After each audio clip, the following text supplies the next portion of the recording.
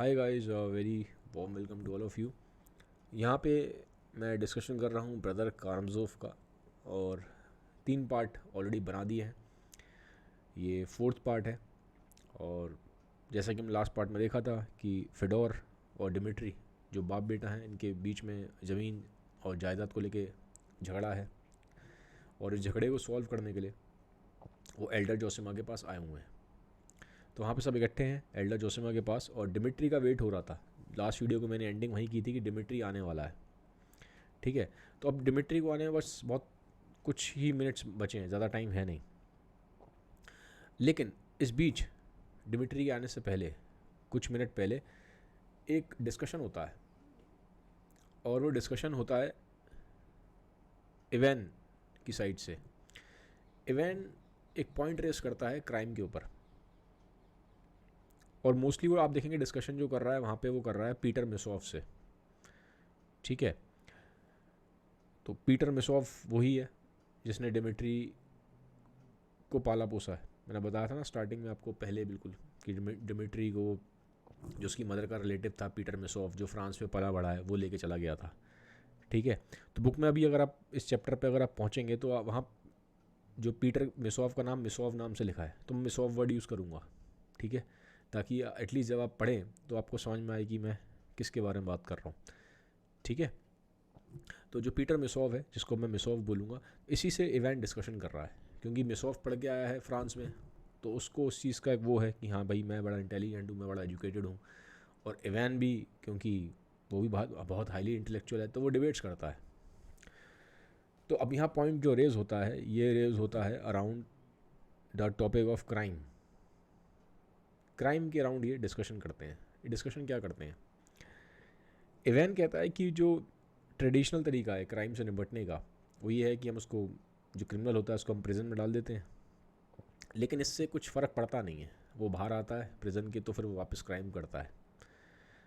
Ultimately जो गोल था एक क्रिमिनल को प्रिजन में डालने का, वो ये था कि वो सुधर जाए, वो दोबारा वो काम ना करे जिसकी वजह से वो जेल में गया।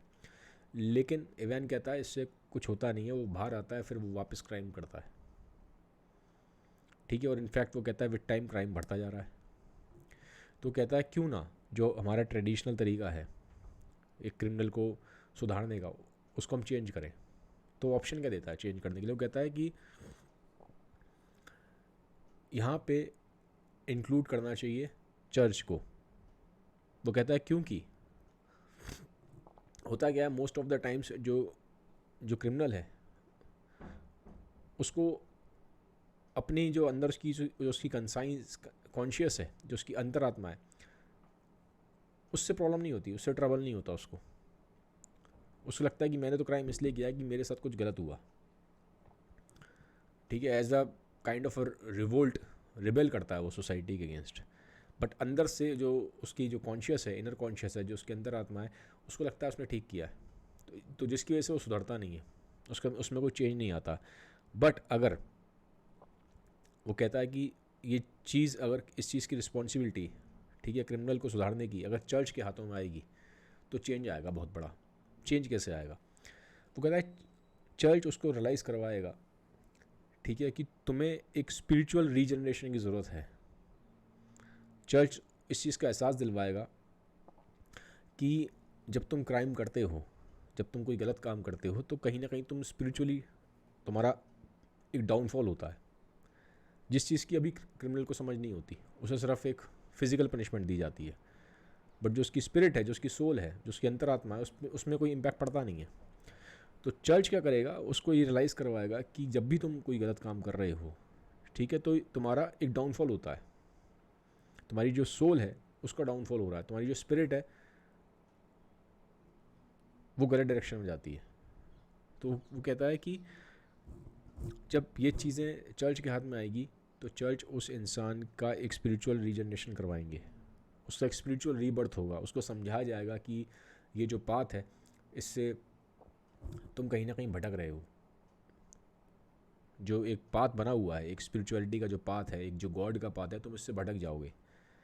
ठीक है, तो वो उसको अंदर तक उसको रियलाइज़ करवाते हैं, उसके अंदर से इंटरनली उसका एक चेंज आता है, क्योंकि असली चेंज वही होता है जब आदमी के अंदर से आता है। अंदर से चेंज नहीं आएगा तो आप रिपीट करते रहोगे गलतियाँ। जब तक आपको अंदर से रियलाइजेशन नहीं होगा कि गलती हुई है, तब तक आप गलत करते रहोगे। ठीक है, तो इवैन कहता है ये चीज़ चर्च के हाथों में जानी चाहिए ताकि वो उस इंसान का स्पिरिचुअल रीबर्थ करवा पाए, उसका स्पिरिचुअल रीजनरेशन करवा पाएँ, उसको रियलाइज़ करवा पाएँ कि वो गलत रास्ते पे है और जो सही रास्ता है वो ये है। ठीक है, ताकि वो एक जो अच्छा पाथ है उस पर आ पाए। वो उसके सीधा जो चर्च की टीचिंग्स है वो उसको, उसका अंदर इनर कॉन्शियस है उसको रियलाइज़ करवाएंगी that he has done something wrong. जब उसको रियलाइज़ होगा तभी तो वो सही बात पाएगा। तो इवान का सजेशन था कि स्पिरिचुअल रीजनरेशन होना चाहिए आदमी का। ठीक है, उसको अंदर से रियलाइज़ होना चाहिए।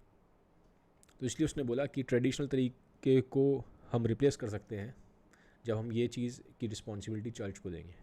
पहला इवान का यहाँ पे स्टेटमेंट ये है। सेकेंड इवान का स्टेटमेंट वहाँ था, जो डिस्कशन चल रहा था वो चल रहा था इमॉर्टैलिटी के कॉन्सेप्ट पे। इमॉर्टैलिटी के कॉन्सेप्ट पे क्या चल रहा है, क्या है कॉन्सेप्ट? इवान का मानना है कि जो अगर हम इमॉर्टैलिटी का कॉन्सेप्ट हटा दें तो मॉरलिटी भी ख़त्म हो जाएगी। वो कहता है कि जो मॉरलिटी है वो इमॉर्टैलिटी से ही निकलती है।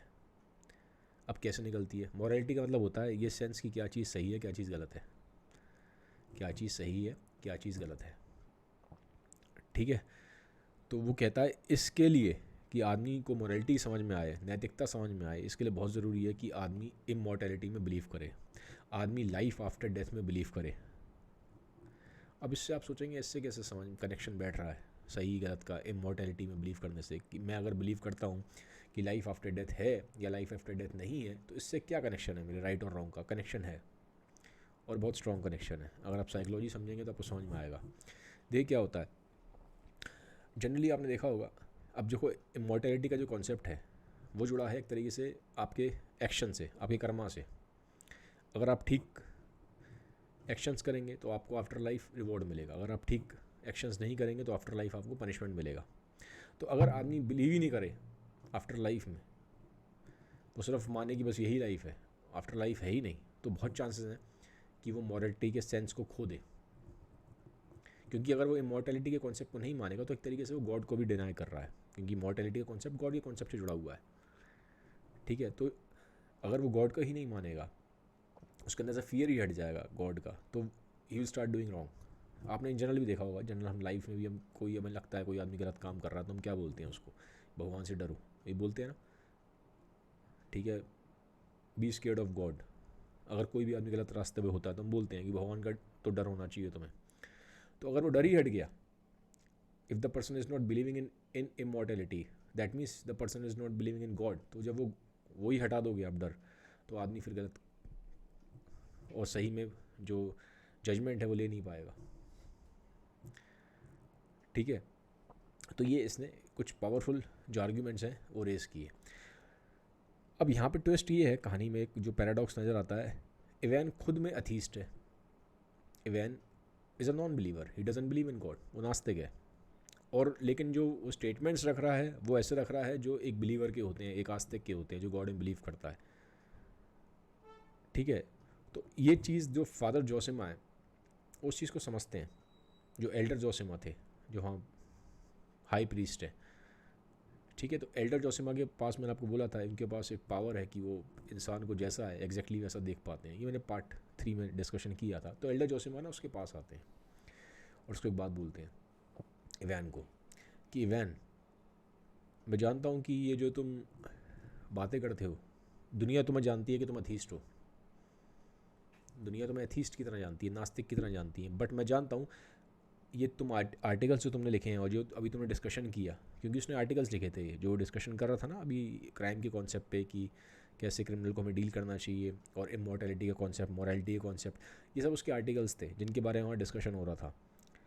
तो वो एल्डर जोसेमा कहते हैं कि भले ही दुनिया को तुम अथीस्ट दिखाते हो और लिखते तुम आर्टिकल्स ऐसे हो जैसे कि तुम गॉड में बिलीव करते हो, तो अब एल्डर जोसेमा उसको उसकी रियलिटी बताते हैं। रियलिटी वो कहते हैं इवान ये है तुम्हारी कि सुपरफिशियल लेवल पे दुनिया को दिखाने के लिए you are an atheist, but अंदर से तुम्हारे एक कॉन्फ्लिक्ट चलता है, तुम पूरी तरह अथीस्ट हो नहीं, तुम्हारे अंदर एक बैटल फील्ड चलता है हमेशा कि whether you should believe in God or you should not believe in God. तो सिर्फ जो तुम्हारा नास्तिकता तुम्हारी है वो ऊपरी है, वो दिखावटी है, अंदर तुम्हारे एक बैटल चल रहा है, एक स्ट्रगल है तुम्हारे अंदर, वेदर गॉड एग्जिस्ट और वेदर गॉड डजेंट एग्जिस्ट। तभी तो इस तरह के तुम आर्टिकल्स लिख रहे हो। अदरवाइज जो बंदा अथीस्ट है वो गॉड के फेवर में आर्टिकल क्यों लिखेगा? क्योंकि कहीं ना कहीं तुम्हारे एक कॉन्फ्लिक्ट है, एक अंदर एक तुम्हारे एक जंग चलती है अंदर तुम्हारे अंदर मन में। अब इवैन को ये जो इंसाइट थी वो आज तक किसी ने बताई नहीं इवैन के बारे में, और ये बात सच भी थी, इवैन था भी ऐसे ही, ठीक है। तो जब उसको ये बात मालूम पड़ती है कि एल्टर जोसेमा उसको ठीक से रीड कर पा रहे हैं, then he becomes very surprised. तो वो जाता है एल्टर जोसेमा के वहाँ पे जो होते हैं उनको बो डाउन करता है, ठीक है, एक टोकन ऑफ रिस्पेक्ट है वो बो डाउन करना, झुक के उनको प्रणाम करता है। तो अब यहाँ पे ये हुआ कि एक तरह से एल्डर जोसेमा ने उसको उसका रियल फेस दिखा दिया इवैन को, और उनको उसको बोलते हैं कि I will pray for you कि तुम्हें एक पीस ऑफ माइंड मिले, जो क्वेश्चंस तुम ढूंढ रहे हो, जिन क्वेश्चन से तुम लड़ रहे हो, उनका तुम्हें सॉल्यूशन मिले, तुम्हारे अंदर एक बिलीफ सिस्टम जागे। क्योंकि जो फाइट थी इवैन की वो बिलीफ सिस्टम की थी, he was lacking a belief system. और सबसे बड़ी लाइफ में जो ट्रेजेडी है वो यही है कि आदमी के पास बिलीफ सिस्टम ही ना हो। If you are a believer in God then you have a belief system. If you are a non-believer in God, you are a belief system. But if you don't have a belief system, there's a fight inside you, then it's a very hard situation. तो father Zosimas को बोलते हैं elder Zosima Ivan को कि I will pray for you कि that you have some direction in life, you have some belief system. ये तुम्हारे अंदर जंग चल रही है मन में, वो जंग ख़त्म हो। तो ये कह के एल्डर जोसेमा उसको फ्री एड्रेस करते हैं इवैन को। अब इतना में क्या होता है कि वहाँ एंट्री हो जाती है डिमिट्री की। डिमिट्री का वेट हो रहा था, डिमिट्री की एंट्री होती है। अब जब डिमिट्री आया है, आते पहले ही वो सबको, जितने वहाँ मॉन्क्स हैं, एल्डर जोसेमा है, ठीक है, सबको बो डाउन करता है, रिस्पेक्ट पे करता है। इनफैक्ट वो अपने अपने खुद के रियल फादर को, जो फेडोर, जो उसका बाप है फेडोर, उसको ही बो डाउन करता है, जबकि उससे उसका कॉन्फ्लिक्ट है अपने फादर से, और उस कॉन्फ्लिक्ट को ही मिटाने के लिए वहाँ आया था वो एल्डर जोसेमा के पास, लेकिन उसको भी बो डाउन कर देता है। क्योंकि एटलीस्ट है तो भाई जैसा भी है, लेकिन है तो फादर ही उसका, है तो उसका बाप ही, रिस्पेक्ट पे करता है, ठीक है। अब क्या होता है, जैसी ये सब चीज़ें होती हैं, थोड़ी देर बाद दोनों का कॉन्फ्लिक्ट स्टार्ट हो जाता है। वापस जो बाप बेटा है फेडोर और डिमिट्री लड़ना शुरू हो जाते हैं।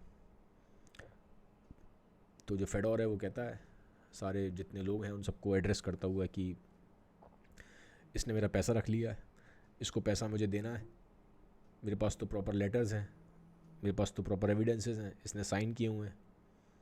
डिमिट्री कहता है सब झूठ है, सच ही नहीं है।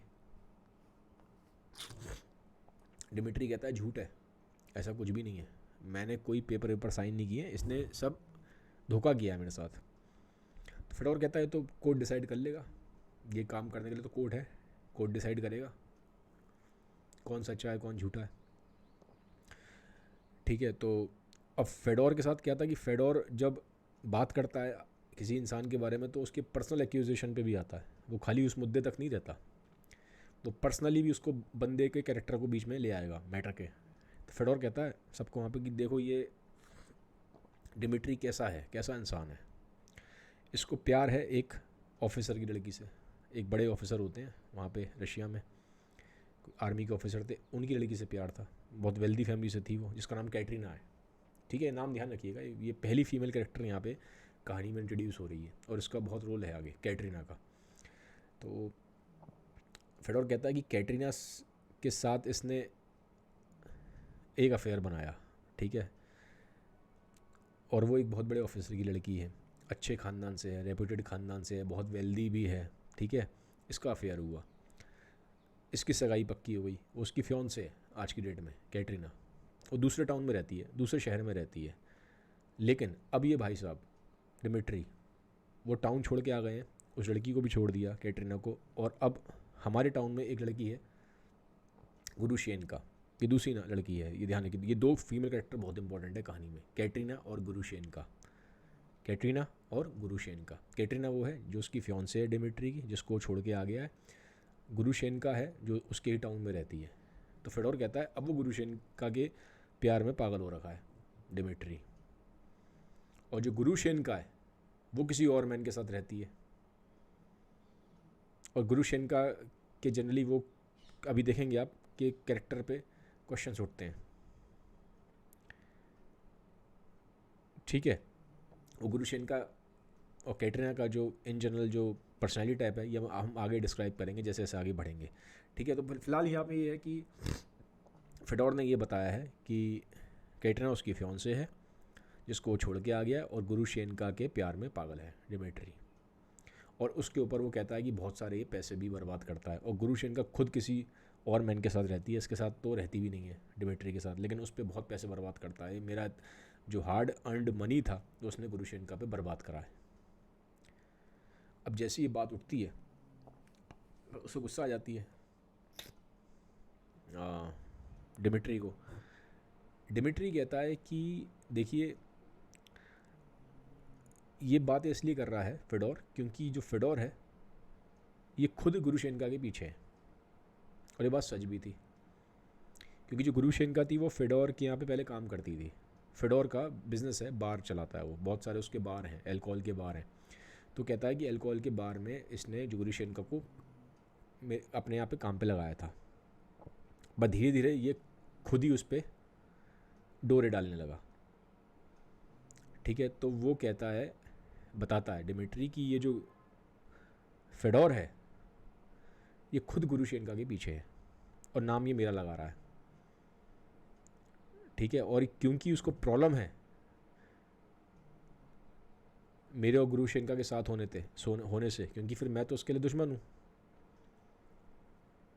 तो ये मेरे को हटाना चाहता है रास्ते से, इसीलिए ये सारी बातें कर रहा है ताकि मैं हट जाऊँ और ये फिर गुरुशेनका के साथ हो जाए। फेडोर कहता है ये सब बातें झूठी हैं। या झगड़ा स्टार्ट हो जाता है। फेडोर कहता है कि अभी थोड़े दिन पहले मैं आपको बताऊं, इसने एक बंदे को बार में, वो बंदा बैठा था वहाँ से, उसने ये फेडोर, ये नाम है डिमिट्री ने, उस बंदे को बिना किसी वजह के वो बार में से खींचा बाहर सड़क पे और बहुत मारा उसको, मारा पीटा, पिटाई करी इसने, डिमिट्री ने उस बंदे के साथ। तो कैसा तो आदमी है, बिना वजह मारा उस बंदे को, स्ट्रेंजर था वो। डिमिट्री कहता है झूठ है, ये बात पूरी तरह से सच नहीं है, ठीक है। वो कहता है कि रियलिटी ये है कि वो जो बंदा है जिसको ये स्ट्रेंजर बता रहा है ये इसी का आदमी है, फेडोर का। उसने गुरुशेनका के पास इसको भेजा था, उस बंदे को, और कुछ लेटर लेके भेजा था, कुछ उसमें नोट्स थे, प्रोमिसरी नोट्स। वो कहता था कि इसने कुछ पेपर थे, कुछ ज़मीन जायदाद के कागजात थे जिस पे मैंने साइन कर रखे थे, इसने जाके उस बंदे के थ्रू वो गुरुशेनका को दे दिए। और उस बंदे ने बोला था गुरुशेनका को कि अगर ये तुम्हें परेशान करे डिमिट्री तो ये तुम कोर्ट में दिखा देना, ताकि कोर्ट डिमिट्री को फिर पनिश करे, जेल में डाल दे, क्योंकि इसने फ्रॉड किया है, पैसे अपने पिताजी के लौटाए नहीं है। तो बताता है कि ये सब इसी की चाल है फेडोर की, और ये बंदा उसी ने भेजा था गुरुशेनका के पास, इसलिए वो बंदा स्ट्रेंजर नहीं है, इसीलिए मैंने उसके साथ ये ऐसा बिहेव किया जो ये भी बातें बता रहा है आपको फेडोर, कि मैंने उसको बाहर से निकाला और बाहर मार पिटाई करी उसके साथ। तो वो स्ट्रेंजर बंदा नहीं है। वो कह रहा मैं इतना कोई बेवकूफ़ नहीं हूँ कि चलते फिरते लोगों को बेवजह में लड़ता फिरूँ, हर चीज़ के पीछे एक वजह है। तो डिमिट्री अपना पॉइंट रखता है, ठीक है। तो अब यहाँ पे दोनों का झगड़ा हो जाता है, झगड़ा बहुत बढ़ जाता है, दोनों के बीच में आवाज़ बहुत तेज़ हो जाती है, खूब चीखने चिल्लाने लग जाते हैं, बाप बेटा लड़ रहे हैं, खूब चीख चिल्ला रहे हैं। तो इतने में क्या है कि जो एल्डर जोसिमा है, ठीक है, वो ये सब चीज़ें देख रहे हैं और लोग भी देख रहे हैं वहाँ, सारे जितने मॉन्क हैं, सारे वहाँ पे मॉन्क हैं, और पीटर मिसोव है, इवैन है, एलेक्जी है, ये सब। एलेक्जी तो घबरा रहा है, एलेक्जी बिल्कुल एल्डर जोसिमा के साथ ही बैठा था, उसको लगा कि यार ये तो मेरी फैमिली ने यहाँ पे आके फिर दोबारा एक नाटक खड़ा कर दिया, बेइज्जती करवा दी। खूब लड़ रहे हैं, बाप बेटा लड़े जा रहे हैं, उसको एक्यूज़ कर रहा है, वो उसको एक्यूज़ कर रहा है, ऐसा लग रहा है बस अभी दोनों हाथापाई कर लेंगे। तो खूब आवाज़ तेज़ हो गई है। फेडोर भी कम नहीं है, डिमिट्री तो मैंने बोला ही था फिजिकली बहुत पावरफुल है और बड़ा तगड़ा बंदा है वो, तो खूब उसकी आवाज़ तेज जाती है। अब लोग देख रहे हैं, उनको लग रहा पता नहीं क्या हो जाएगा, हाथापाई हो जाएगी, क्या हो जाएगा, माहौल ख़राब हो रहा है। इतने में क्या होता है, जो एल्डर जोसिमा है वो बैठे हुए थे अपनी सीट पे, उठते हैं और डिमिट्री के पास जाते हैं, और वहाँ जाके वो पहले तो नील डाउन करते हैं, घुटने के बल बैठते हैं, और फिर ज़मीन पे लेट जाते हैं, और उनका माथा है वो ज़मीन से टच होता है। एक तरह से वो पूरा बो डाउन कर रहे हैं डिमिट्री के आगे, डिमिट्री के आगे पूरे एकदम से नतमस्तक हो रहे हैं। जैसे समझ लिए एक दंडवत प्रणाम होता है, आदमी पूरा लेट जाता है उल्टा, ठीक है, पूरा कंप्लीट बो डाउन हो जाता है वैसा। अब हुआ क्या, जो डिमिट्री है, ठीक है, उसको समझ में नहीं आता कि हुआ क्या। भाई एल्डर जोसेमा एकदम से इतने बड़े हाई प्रीस्ट हैं, एकदम से उसके आगे आके एकदम नतमस्तक हो गए, बो डाउन कर रहे हैं, पूरा ज़मीन पे ऐसे लेट गए हैं। तो ऐसा क्या है, मतलब क्या हो गया, कुछ उसने गलत कर दिया या कोई सिंबॉलिक है, क्या है, उसको समझ में नहीं आता। एल्डर जोसेमा उठते हैं, ठीक है, वापस आके अपनी सीट पे बैठ जाते हैं। अब सब जितने पब्लिक वहाँ पे सब देख के हैरान है, ये हुआ क्या, एकदम से पहली बार ऐसा हुआ था, उन्होंने देखा नहीं था ऐसे। सबको लगता है पता नहीं क्या, मतलब ये क्या सिंबॉलिक है, क्या होने वाला है आगे, फ्यूचर में क्या होने वाला है। अब डिमिट्री जब ये सब देखता है, डिमिट्री को समझ नहीं आता, वो बाहर निकल जाता है चीखता चिल्लाता हुआ सा, अपने जो उसका फेडोर है, अपना जो उसका पिताजी हैं उसके, जिनसे लड़ रहा था फेडोर से, वो उनको कुछ मतलब बोलता बालता हुआ वो चला जाता है वहाँ से। उसको भी समझ में नहीं आया कि हुआ क्या।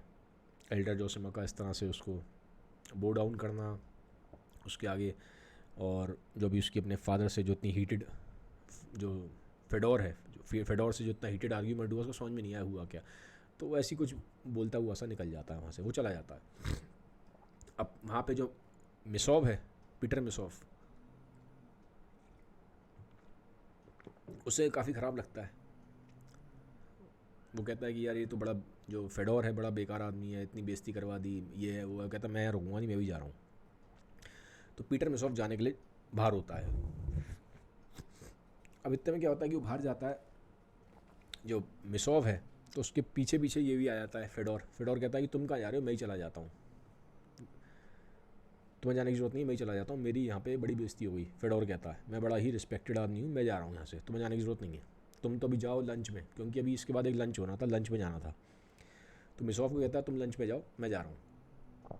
अब मिसोफ कहता है ठीक है तुम चले जाओ, या तो तुम रहोगे यहाँ या मैं रहूँगा, दोनों में रह नहीं सकते यहाँ पे, क्योंकि तुम्हारे साथ रहने का मतलब अपनी बेइज्जती करवाना, तो मैं यहाँ रहूँगा नहीं, तुम चले जाओ।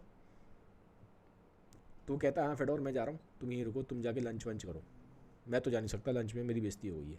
तो फेडोर इस तरह से दिखा रहा है कि बड़ा कितना इज्जत वाला आदमी है, उसकी बेइज्जती हो गई है, वो चला जाएगा। और जाता भी है, वो जा रहा है अपने घोड़ा गाड़ी की तरफ, कैरेज की तरफ।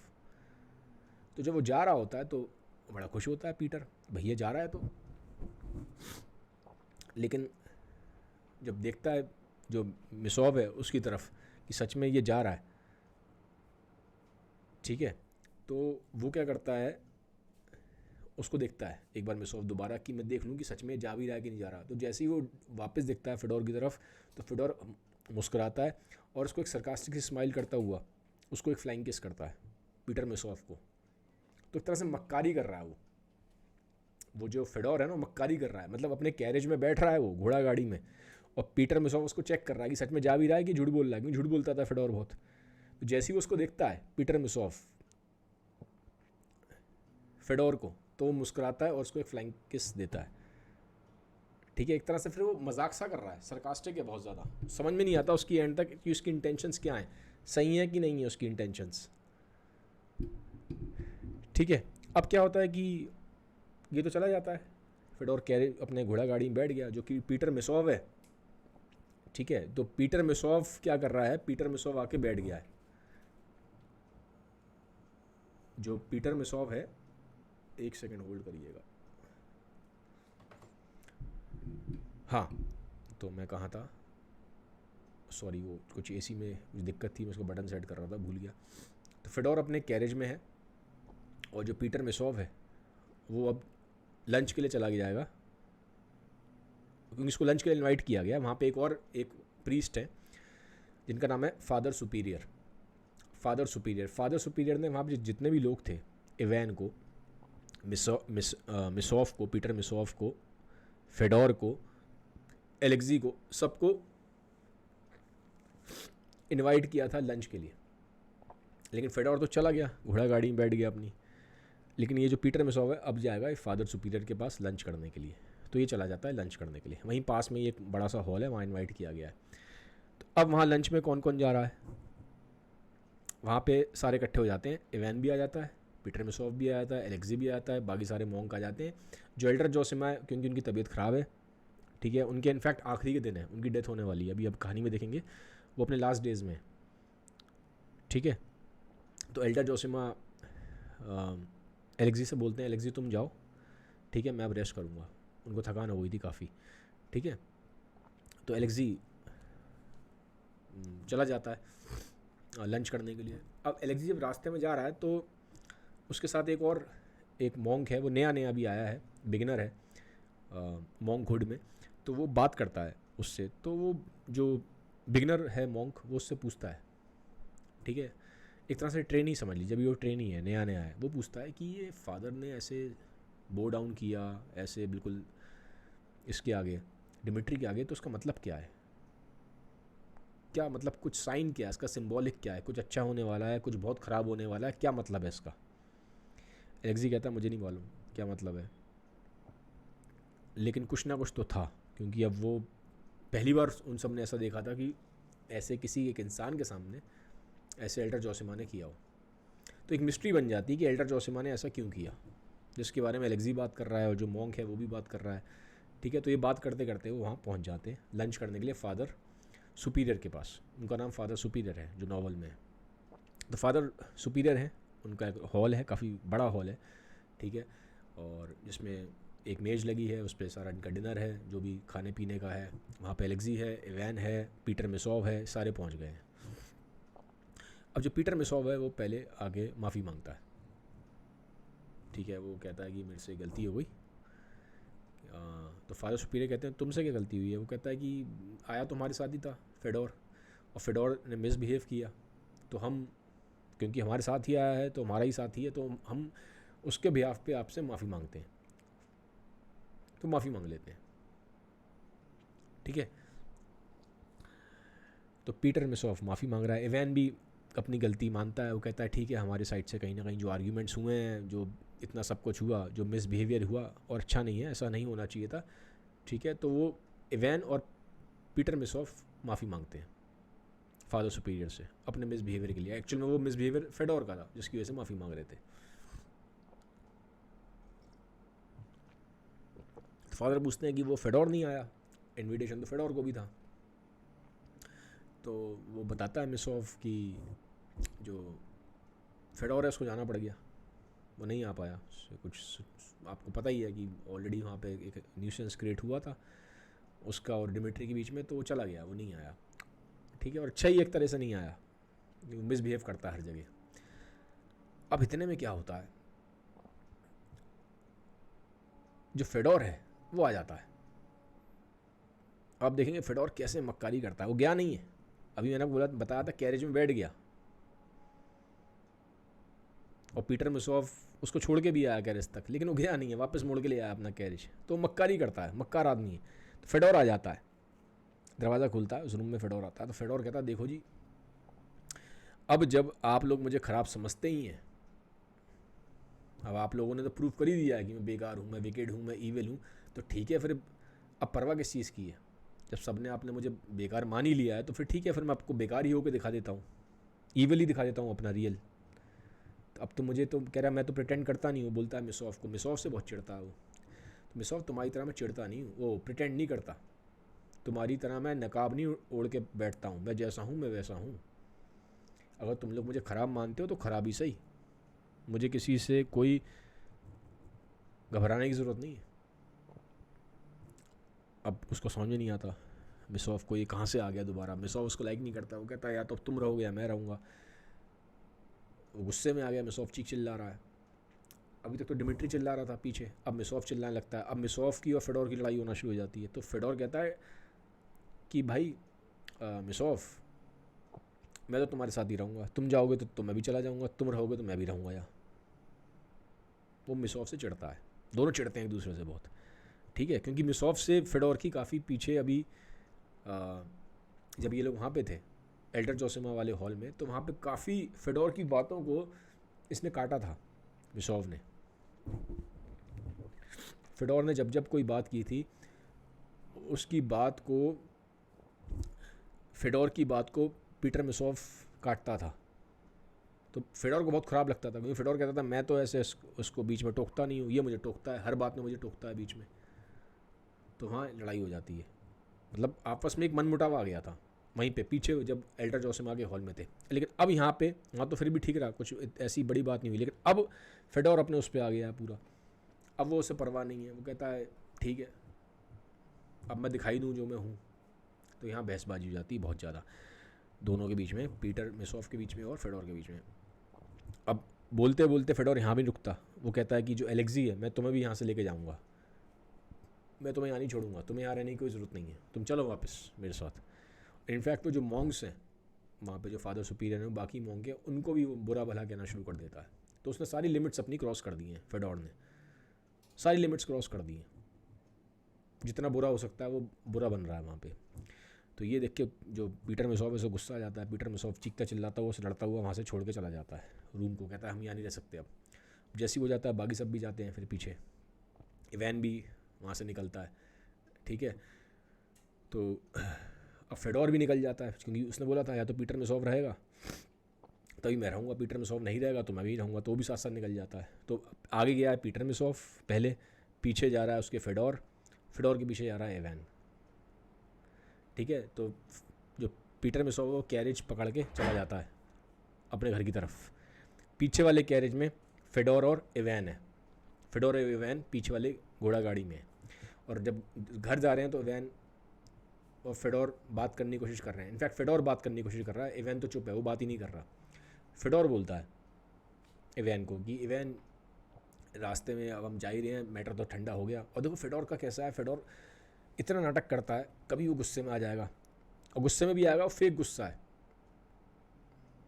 रोएगा पीटेगा, वो भी पता नहीं चलता उसको, मतलब उसका फेडोर का मालूम नहीं पड़ रहा कब वो गुस्सा कर रहा है सच में कर रहा है, कब वो रो रहा है सच में रो रहा है। तो उसके कोई भी इमोशंस मालूम नहीं पड़ते हैं कि सच हैं कि झूठ है। उसके इमोशन से मालूम ही नहीं पड़ता कब वो सच नाटक कर रहा है, कब वो झूठ बोल रहा है नाटक कर रहा है, कब वो सच है। तो अभी वो लड़के आया है पीछे, पहले डिमिट्री से लड़ा, अब फिर पीटर मिसोफ से लड़ा, आगे अपनी घोड़ा गाड़ी में बैठ गया, अब नॉर्मल हो गया बिल्कुल। इवैन से कह रहा है काम करते हैं वाइन पी लेते हैं, थोड़ा मूड ठीक हो जाएगा, ठीक है। तो ऐसा आदमी है वो। तो अब इवैन को गुस्सा आ रहा है, इवैन कह रहा है कि कभी तो तुम होश में रहा करो, कभी तो ठीक से बर्ताव किया करो, ठीक है। तो ये कह के अब वो अपने घर की तरफ चले जाते हैं। तो यहाँ पे ये पार्ट ख़त्म होता है। आगे हम देखेंगे कि कैसे कहानी जाती है और कैसे स्टोरी जो है आगे कैसे बनती है, ठीक है। तो अगर वीडियो आपको अच्छा लगा तो सबके साथ शेयर कर दीजिएगा। Have a nice day, bye bye, take care, thank you.